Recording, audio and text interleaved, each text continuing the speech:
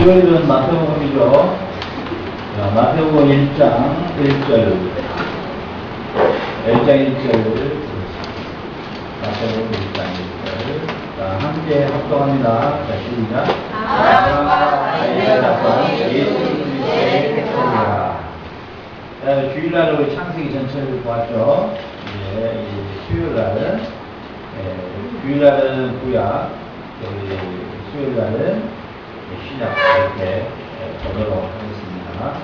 자, 우리 마태복음의 가장 중요한 강조점은 아브라함과 다윗에게 맺었던 하나님의 언약의 성취를 족보를 통해서 우리에게 말씀해 주고 있다는 사실이에요.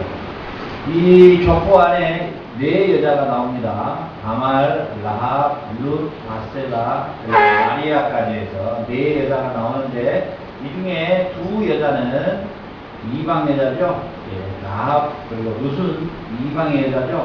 왜 이 족보에 이방의 여자가 끼어들었을까?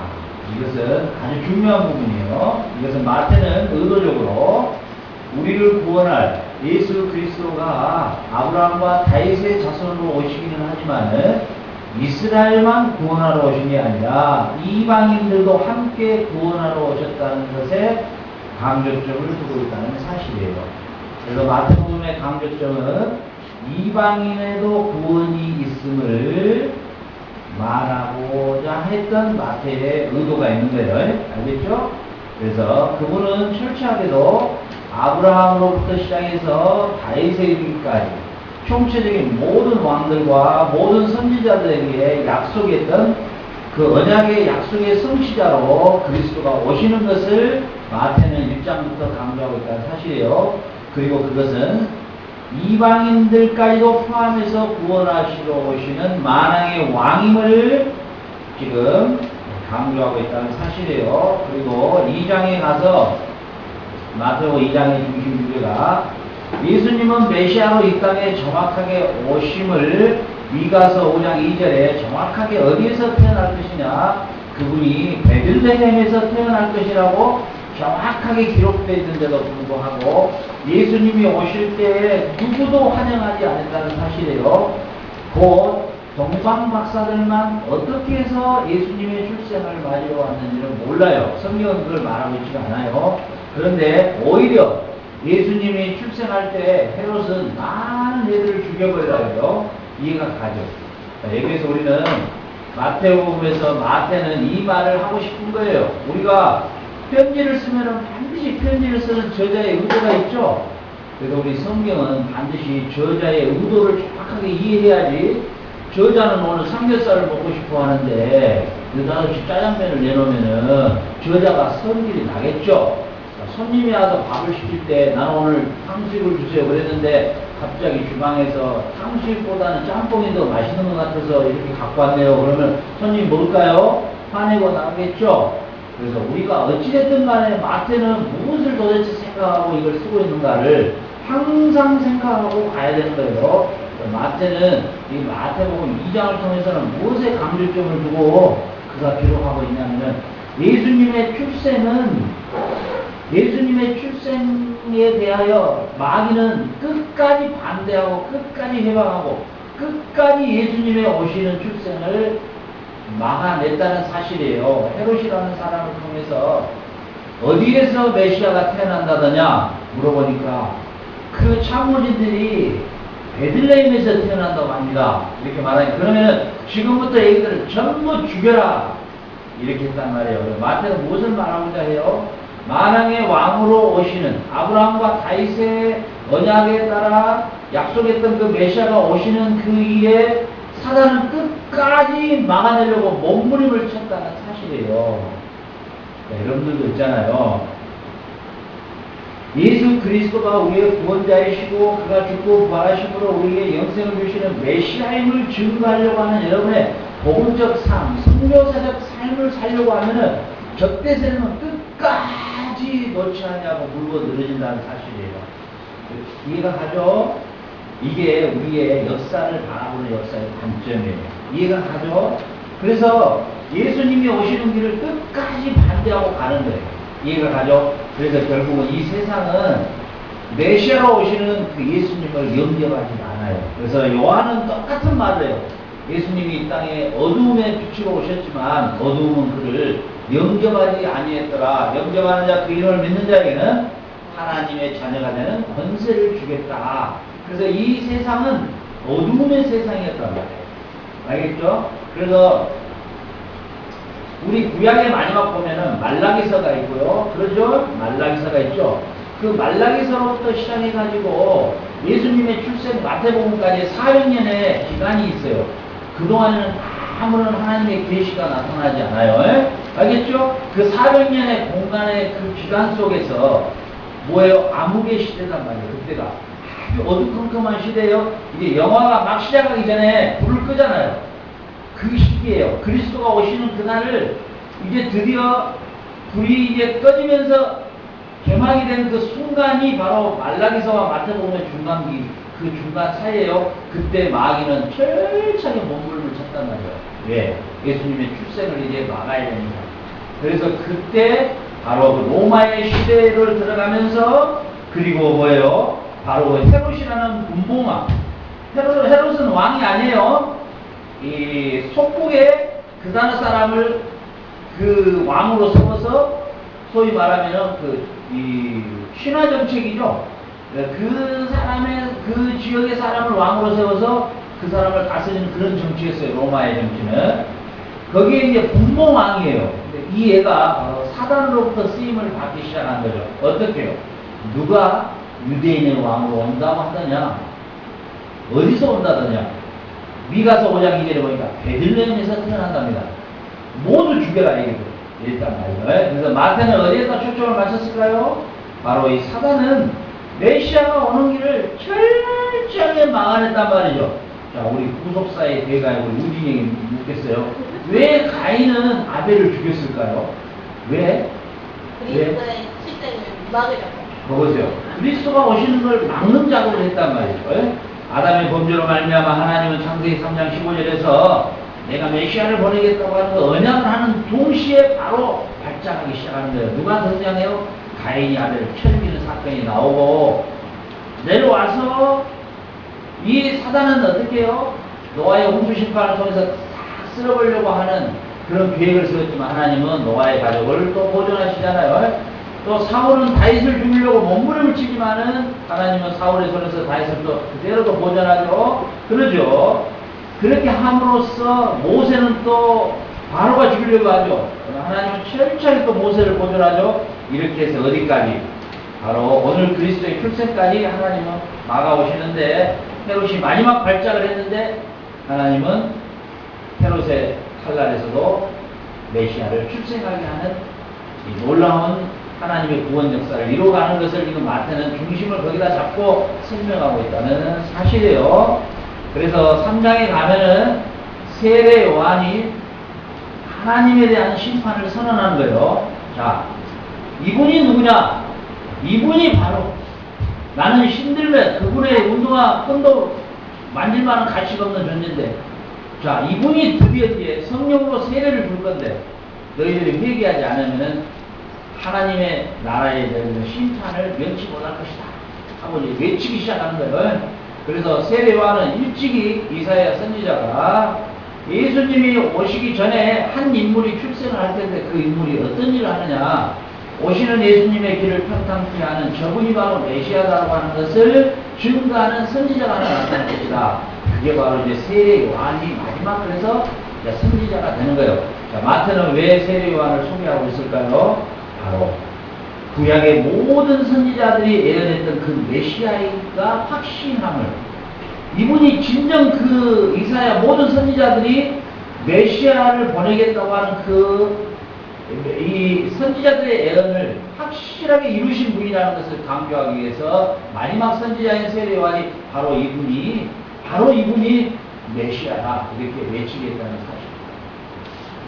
여러분들 여기서 잠깐 무엇을 우리가 생각해야 되냐면, 예수님이 이 땅에 오실 때까지, 예수님이 이 땅에 오셔서 출생하시고 죽고 부활하신 모든 사건들, 예수님이 하셨던 모든 일들까지라도 이미 구약에는 모든 선지자들이 딴 낱낱이 기록에 났다는 거예요. 예수님의 베들레헴에서 출생하실 것, 예수님이 갈릴리 해변에서 먼저 사역을 시작하실 문제들, 또 예수님이 많은 병자들을 고칠 것들, 귀머거리를 길을 열리게 할 것들, 문둥이병자를 낫게 할 것들, 안전병을 일으킬 것들, 소경의 눈을 뜰 것들, 선지자들이 낱낱이 준비해놨어요. 예수님이 하시는 일은 성경을 떠나서 했던 일이 하나도 없어요.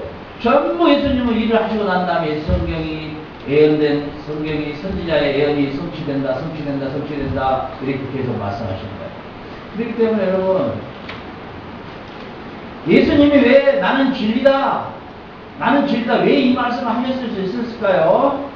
진리이신 하나님, 진리는 어떤 조건이 있어야 된다고요? 네 가지의 조건 중에 첫 번째가 뭐예요? 변하지 않아야 된다 했죠? 자, 시편은 이사야서 40장 뭐라고 이랬어요? 푸른 마르고 꽃이 시드나 하나님의 말씀은 영영이 불변하신다, 이렇게 돼 있죠?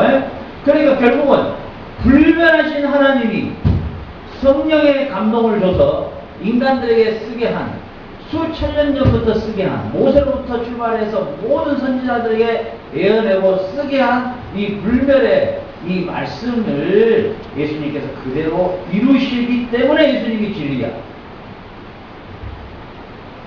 어렵지? 내가 어려워서 그냥 넘어가봐. 하나님의 말씀이 진리잖아. 하나님은 절대 불변하기 때문에 진리셔. 그분이 기록한 말씀대로 행위를 100% 옮기는 그분만이 진리야. 자격이 있는 분이야. 그래서 예수님은 나는 진리요, 이러잖아요. 진리의 말씀을 그대로 이루시는 분이기 때문에 하나님의 절대 진리자의 말씀을 그대로 이루었기 때문에 그 예수님만이 진리자야. 그 예수 외에는 진리자가 없는 거야. 이해가 가죠? 자, 그렇게 해서 세례 요한은 바로 이분이 바로 모든 선지자들이 예언했던 바로 이분이다, 이렇게 소개를 하고 있는 거예요. 그래서 여러분들 왜 구약이 중요하냐? 구약이 없는 신약은 성경이 파괴돼 버려요. 또 신약이 없는 구약도 파괴돼 버립니다. 여호와의 증인, 신약이 없기 때문에 끝장나는 거예요. 그 다음에 제7 안식교, 구약을 잘못 해석해요. 그것도 끝나는 거예요. 그 나머지 잡종들은 다 필요 없고, 그건 나에게 끼워오지도 못하고, 소밀견이 뭐니 뭐 이런 것들 다 저리 가고, 신천지니 뭐 이런 것들은 말도 안 되는 애들이니까. 그래서 조금 약간 좀 닮아는 가는데 이상하게 좀 안 되는 애들이 누구냐면 이 안식일교. 그리고 열심은 있는데 이게 참 비참해. 여호와 증인들 사람들 참 착하게 살아요. 우리 개신교 사람들이 참 부끄러울 정도로. 근데 그 구약만 갖고 있기 때문에 그게 안 되는 거야. 이해가 가죠. 그렇기 때문에 그 다음에 이제 뭐 신천지니 뭐 구원판이 얘들이 이제 성경을 해석을 잘못해서 이제 지그들 마음대로 그냥 산에 올라가서 살아보니까 이제 문제고, 그거 놔두고 중요한 건 뭐냐? 구약이 없는 신약은 있을 수 없고 신약이 없는 구약은 있을 수가 없는 거예요. 중요한 것은 신약을 보든 구약을 보든 신약과 구약을 동시에 함께 보는 눈이 여러분에게 열려야 돼요. 여러분들이 여기서 나하고 오래 있어봐야 얼마나 있을 거야. 1년이 있다 가야 되잖아. 그 여러분들이 갔을 때 여러분들을 이렇게 매일 밤마다 매일 아침마다 성경을 그러니까 가르쳐줄 사람이 있으면 좋겠는데, 여러분들도 그런 환경도 아니고, 또 여기서 보니까 새벽에도 나갈 사람도 아무도 없는 것 같고, 그렇기 때문에 그게 좀 힘들 거야. 그래서 여러분들이 여기를 떠나더라도 여러분이 33주면은 신약과 구약을 전체를 다 볼 수가 있잖아요. 짧은 30분 동안에 여러분들이 잘 메모를 하고 이해를 하면 어디서든지 여러분이 뭐예요? 성경을 언제든지 보면은 이해가 된단 말이에요. 영화도 1시간 반짜리 영화인데 30분만 딱 봐버리면 문맥이 깨져버리잖아요. 그죠? 그렇기 때문에 우리 학생회장처럼 1편부터 128편까지 한 번에 쫙 봐버려요. 그렇게 해가지고 나를 쓰면서 셔를 하면서 이렇게 뭐든지 이렇게 1편부터 128편이면 이게 딱 돼야지. 1편부터 26편까지만 봐버리면 안 된단 말이야. 무슨 말인지 알겠지? 자, 그래서 4장에 가면은 예수님께서 마귀에게 시험을 받게 돼요. 근데 마귀의 시험에 예수님이 승리했다, 이렇게 나오는 거죠. 세 가지의 시험을 받았는데 승리했어요. 자, 이것은 마태는 뭘 말하고자 했을까요? 예수님이 시험에 합격했다, 뭐 이런 거 말하려고 했을까요? 아니단 말이에요. 자, 첫사람 아담은 사단의 시험에 실패했어요. 자, 먹는다는 정령 죽으리라 먹어버렸단 말이에요. 그러나 둘째 아담으로 오신 그리스도는 사단의 시험에서 당당하게 이기셨단 말이에요. 그러니까 이분이 우리의 메시아임이 확인됐단 말이에요. 마태는 뭘 말하고자 해요? 바로 세례 요한이 그 많은 선지자들이 이분이 바로 메시아임을 세례 요한이 강조를 했는데 사단에게 자빠져 버리면 이게 아니잖아요. 전능자는 환경과 여건과 모든 상황에서 불변해야 그게 진리자죠. 예수님이 사단에게 시험에 실패해버리면 진리자가 안 되는 거잖아요. 그래서 3장에서는 예수님이 승리하셔요.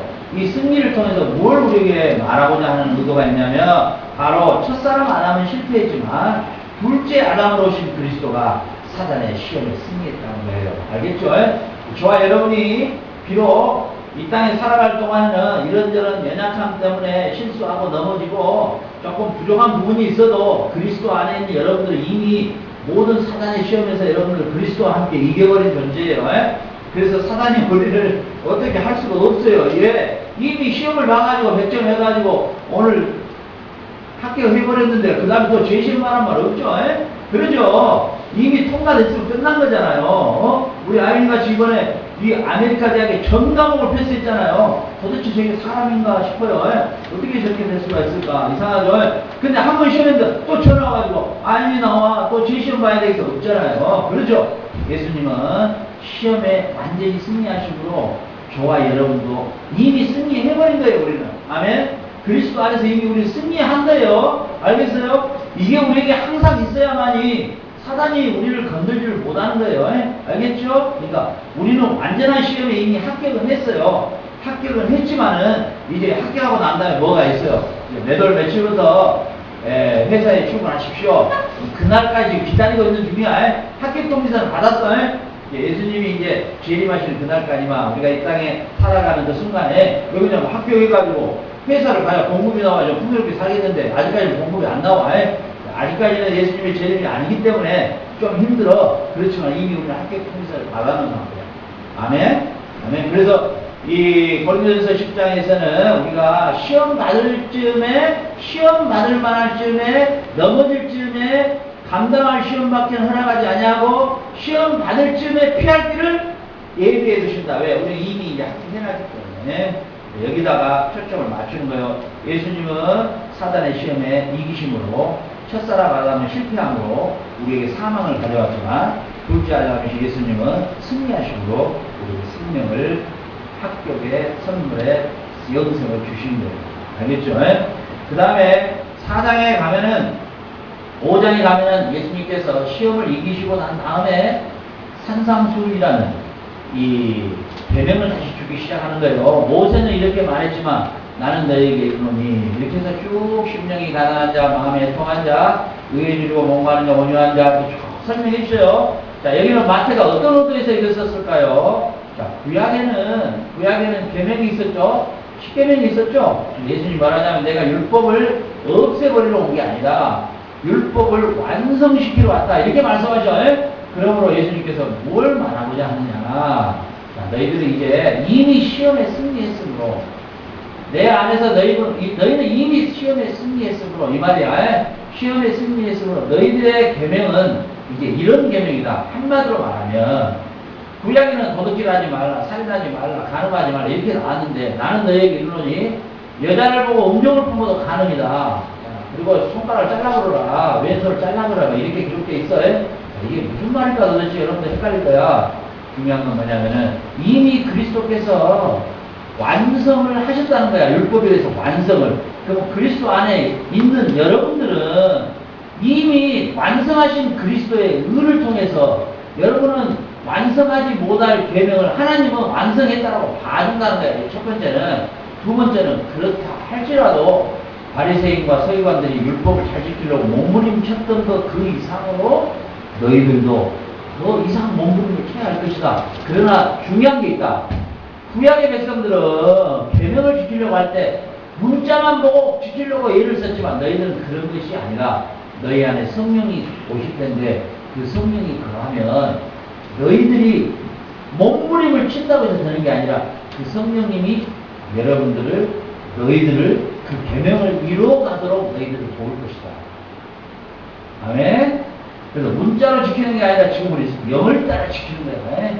여러분에게 성령님이 거하실 때 성령님 도와주십시오. 오늘도 주의 계명과 율례가 어찌 그리 아름다운지로 그러나 내게는 힘이 없습니다. 성령님 나를 도와주시게. 그러면 성령께서 내가 계명을 이루어가도록 나에게 이끄심으로 내가 하나님의 율법과 계명을 이루어가는 거야. 완벽하지는 않지만 그래서 그게 성령의 열매가 9가지 열매가 갈라디아서 5장 22절 쭉 나오지. 사랑하시라 과평을 마시는 천재 쭉 나오잖아. 그런 열매들이 우리가 열매를 맺을 수 없어. 우리는 못 맺어. 그래서 성령의 열매 나오잖아. 우리 안에 계신 성령님께서 열매를 맺어가는 거야. 그렇기 때문에 여러분들은 특별히 뭐 어떻게 해야 되겠어? 기도해야 되겠지. 그래서 6장에서 주기도문이 나와. 자, 너희는 이렇게 기도하라. 자, 예수님께서 주기도문을 우리에게 가르쳐 주신 이유가 뭘까? 왜 어떻게 기도하라는 걸까? 우리 이제 은진이가 기도를 너무 열심히 하는데 요즘에 잠을 안 자고 기도해요. 하늘에. 그리고 무시로 기도하고 하여튼 뭐 기도의 여인이 돼버렸어. 그런데 내리시라고 기도하고 묵상해버리고 그런데 자 예수님께서 우리에게 기도를 가르쳐서 너희는 이렇게 기도하라. 하늘에 계신 우리 아버지요. 그러면 안 된다 했지. 하늘에 계신 우리 아빠요. 우리 에스더가 아까 내 방에 있는 아빠 딱 그럼 데디 돼지 그래. 돼지라고 그러지. 돼지라고 그러지. 내가 커피를 두고 와서 먹지마 그러더라고. 한 모금만 마실게. 돼지 안 돼. 그러더라고. 아빠를 돼지라고 그러더라고. 그래서 이 데디인가 나는 헷갈린 거야. 데디 아니면 돼지라는 건데 거의 발음이 돼지야. 돼지가 아니야. 그런데 그렇다고 해서 아빠가 뭉둥이 들고 당구 다니러 당구 때려가지고 이것이 어디다 아빠한테 돼지다 그러면 두드려버릴까? 아니야. 돼지라고 그러든지 꼬풀소라 그러든지 귀여티가 짝이었지. 마찬가지야. 그 용어야. 이게 그 용어야. 세례와는 지금 우리 이 마태는 어디다가 초점을 맞추고 있냐면 너희들이 과거에는 하나님을 어디 감히 아버지라고 부를 수가 있었겠냐. 감히 말도 안 되는 소리다. 대제사장도 1년에 한번 들어갔다가 죄가 있으면 어때? 바로 그 자리에서 직사해버리잖아. 근데 이게 너희는 이렇게 기도할 수가 있다는 거야. 누구 덕분에? 예수님 덕분에. 예수님이 십자가에 죽고 부활하심으로 말미암아 우리가 양자가 되고 하나님을 뭐라고 부른다? 대리라고 부를 수가 있단 말이야. 아빠라고. 그런 관계가 이루어졌다. 그래서 이 마태는 어디다 초점을 두고 이걸 기록할까? 너희는 이제 그리스도 안에서 아빠가 됐다. 어떻게 보면 이게 영화 같으면 최고의 클라이막스야. 128화까지 있는 이수진 장군 가운데 92화야. 최고 절정이야 지금. 물두고 우들목인가 거기서 있어. 그냥 물이 돌고 있는 대로 그냥 유도해가지고 그 쪽발이들 다 죽여버리면서. 그런 그 역사. 나는 그 현장을 직접 갔잖아. 진도 그 앞에서 그걸 쳐다보면서 깨를 먹었잖아. 그리고 우리 천목사라는 사람이 살고. 그런데 우리 신앙의 가장 절정이 뭘까? 하나님을 대비라고 볼 수 있는, 아빠라고 부를 수 있는 이것처럼 최고의 우리의 예수님이 이루신 절대자이신 그분이 이루신 최고의 업적이라고 만약에 우리가 표현한다면 우리가 하나님을 아빠라고 부를 수 있다는 사실. 지금 이 부분을 여러분들이 가슴에 새기면 여러분 평생 신앙생활 할 때 복잡하게 생각하지 마. 복잡하게 생각하지 마. 우리 에스더가 돼지야 그만 먹어. 그래도 이쁘고 돼지라 그러든지 돼지라 그러든지 코끼리라 그러든지 관계없어. 그냥 돼지야 그래도 좋고 그냥 어찌됐든 간에 나 모르겠어. 그 관계를 예수님이 이뤄놓으신 거야. 그러니 하나님은 두려운 하나님이야? 아니야. 한없이 사랑스럽고 한없이 행복하고 옆에 있어만 줘도 감사하고 그렇지? 감격스럽고 그분이 나의 아빠라니. 생각해봐. 이 지구가 몇 개가 모여 은하계가 된다고? 1000억 개가 모여야 되는데 이 은하계가 몇 개가 떠 있다고? 1000억 개가 있는 이 우주 만물을 만드신 그분이 여러분의 뭐라고? 아빠야. 자, 그래서 여러분 진리는 실체화되는 거야. 여러분 믿음은 뭐냐? 믿을 때 진리가 되는 거고 믿을 때 하나님이 하나님다워지는 거고 우리가 믿을 때 예수님 다워지는 거고 우리가 믿을 때 성경이 성경대로 응해지는 거야. 이해가 가야지. 응? 자, 오늘은 우리가 이 엘로힘 카페의 최고의 이 도시락이 50개를 이게 돌파하고 이제 우리 사모님과 300개가 돌파할 때 이제 퇴임하도록 그렇게 지금 돼 있죠. 아마 2개월 안에 아마 이제 정식적으로 우리가 퇴임을 하게 될 겁니다. 300개까지 맞추고 마지막 자기가 퇴임하고 이제 그래서 자기가 이제 한국으로 이 엘로힘 도시락을 직접 뛰겠다 뭐 이러는데 오늘 보니까 말이죠. 그 아이스박스 이걸 파란 걸 들고요. 위에다가 이렇게 하고요. 그래가지고 이 사시장을 들어가는 그 너무나 멋진 모습. 그 다음에 다시 하얀 아이스박스에 도시락을 달고 들어가서 밴드 껌이다. 꼬리야. 이렇게. 자, 오세요. 우리가 우리의 삶 가운데서 말이죠. 여러분들 참 이게 신앙이라는 게 너무 중요한 거예요. 자. 우리가 내가 설명을 지금 계속 하는 게 초점 여기 있어요. 우리의 이성이나 합리화 논리적 사고방식을 가지고 어떤 사건을 딱 놔두고 생각을 하게 된단 말이에요.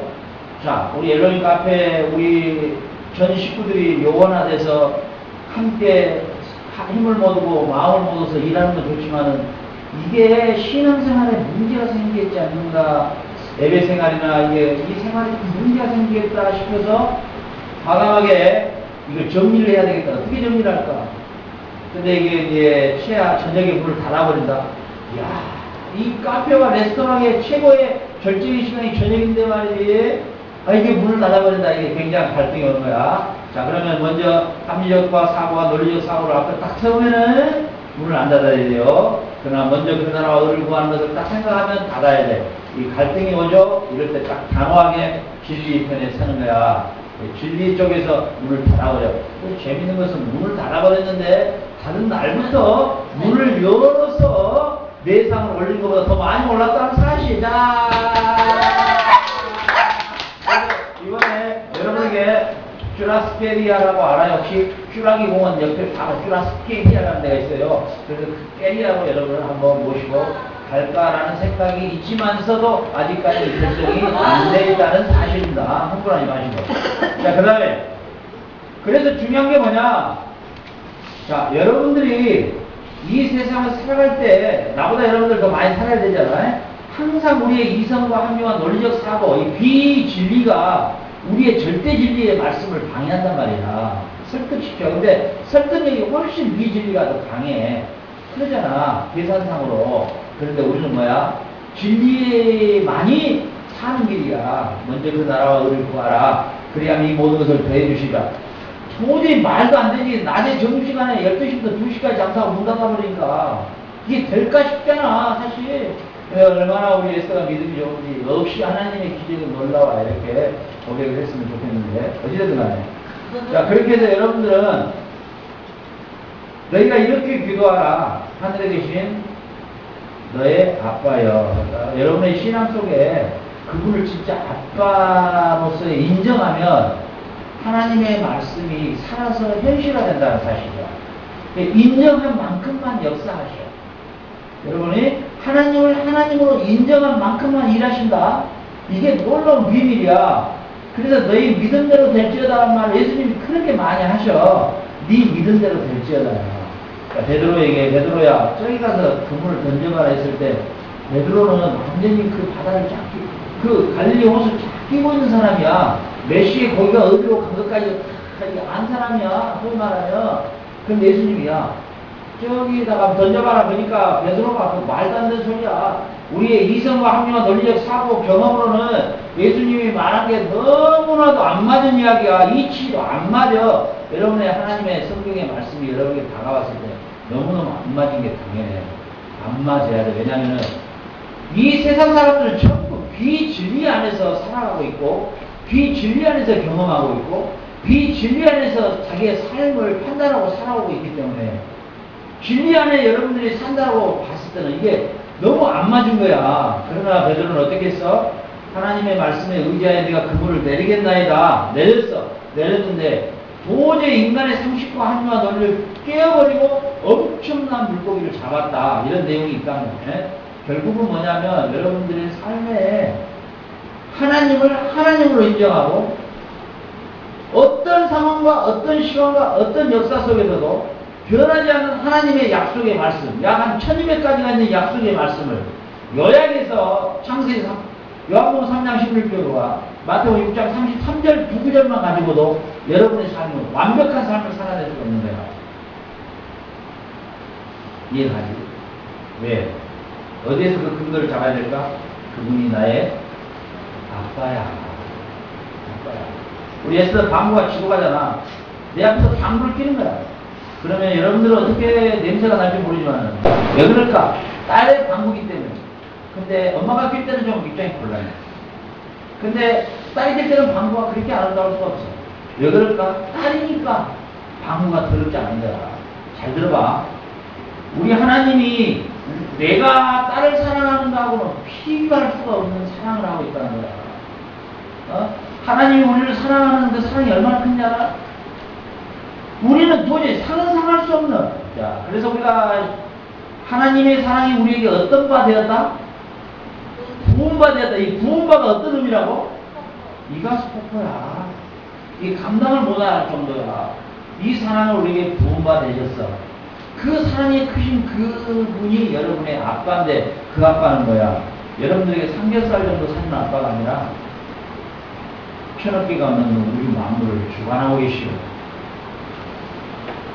나비 한 가지도 2만 가지가 넘는 것을 창조하신 하나님이시고 애국 군대가 쫓아올 때 홍해 바다를 가르신 분이시고 광야에 40년 동안에 만나를 내려주셔서 먹이신 분이고 신발 하나도 헤이지 않도록 우리를 입히신 분이고 어떤 상황에서도 우리를 살리셨던 분이고 다니엘을 사자의 입에서 건져내신 분이고 다니엘의 세 친구를 풀무불에서 건져내신 분이고 사시장의 고난사에서 한국인으로서 최초에 쫓겨나는 우리 상훈이와 우리 제이미의 모습을 바라보시는 하나님이시고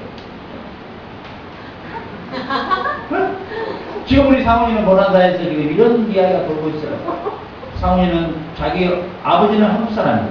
어머니는 빠라가자인데 그 아빠가 그 엄마하고 해서 상훈이를 저희를 놓고 아버지는 한국으로 가버렸고 저희가 그때 공항원에 갔다가 크다가 어른도 커서 지금 나와서 도시락 배달하고 있는 그런 사람인데 근데 얼굴을 보면 되게 작가라고 비슷하게 생겼어요. 지금 엄마가 그거 갈 때 아마 도시락 들고 가라. 그런데 재밌는 것은 야, 참 왜 하나님은 우리 제이와 상훈이를 저렇게 훈련시킬까? 나는 요즘에 생각을 많이 해봐. 야, 하나님의 특별한 섭리가 있다. 이렇게 생각하는데. 자, 여러분들 봐봐. 우리 제인에게는 아빠가 있어요. 우리 상훈이에게도 아빠 엄마가 있어요. 전 한 통만 때리면 돈을 던져주는 아빠 엄마가 있어요. 그렇죠? 지금이라도 문제가 있으면 달려올 엄마 아빠가 있어요. 자, 여러분들이 한 개의 삶에 내가 이거 사시장에서 이거 도시락 돌려야 되나? 내가 이거 이 모양으로 살아야 되나? 여러분 이렇게 환경의 처지에 따라서 여러분들이 여러분의 마음에 이 변화가 있다는 것은 어떤 의미일까? 절대 불변한 창조자이신 하나님에 대한 여러분의 신뢰가 떨어지기 때문에 그런 거야. 이해가 가죠? 자, 죄 짓는 이유에는 모두 다 하나님의 섭니다. 하나님의 절대적 섭리신앙과 그리고 그분이 나의 아버지다. 이게 여러분에게 각인이 돼야 돼. 그래야 이 신앙이 여러분의 삶이 매일매일마다 여러분 하늘을 나는 것 같은 힘있고 능력 있는 삶을 살 수 있다. 알겠죠? 자, 마지막으로 하나 더. 7장에 가면은 이신칭의와 행위에 대해서 강조를 하죠. 그래서 주여주여 하는 자마다 다 천국에 이를 자가 아니요. 이 말씀을 쭉 하시고 그 나무 열매를 보고 그 나무를 안다. 이렇게 쭉 설명하시고 누구든지 주여주여 하는 자마다 아니다. 그 뜻대로 행하는 자에만 천국을 써요. 자, 그럼 이제 헷갈리기 시작하죠? 네, 잘 들으세요. 우리가 오직 믿음으로 구원을 받아요. 근데 뒤에가 하나 더 붙어요. 오직 믿음으로 구원을 받는데 그 오직 믿음으로라는 그 믿음은 행위가 수반된다. 이 말이에요. 뭔 말이냐? 자, 보세요.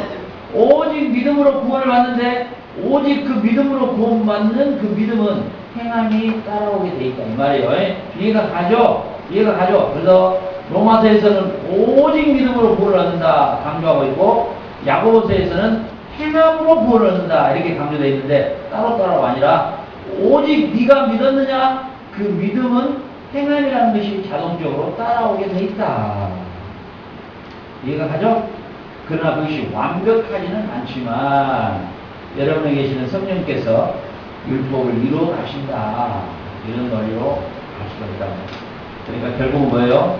행함이 없는 믿음은 불화예요. 죽은 믿음이죠. 또 믿음이 있노라고 행함이 없는 것도 죽지만 행함은 죽던데 믿음이 없다? 이것도 아니라고 싶단 말이에요. 알겠어요? 믿음으로 하지 않는 건 모두가 다 죄다.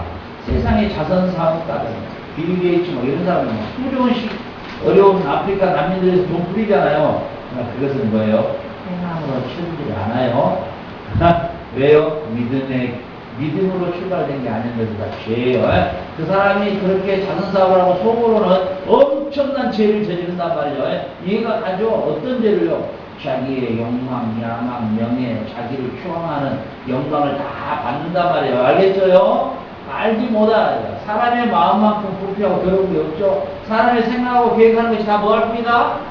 악할 뿐이다. 의인은 나에 하나도 없다. 이렇게 성경은 진리자이신 창조자이신 하나님이 말씀하기 때문에 우리 인간의 머리에서 나오는 아무리 선한 것도 믿음으로부터 출발되지 않으면 그건 죄예요.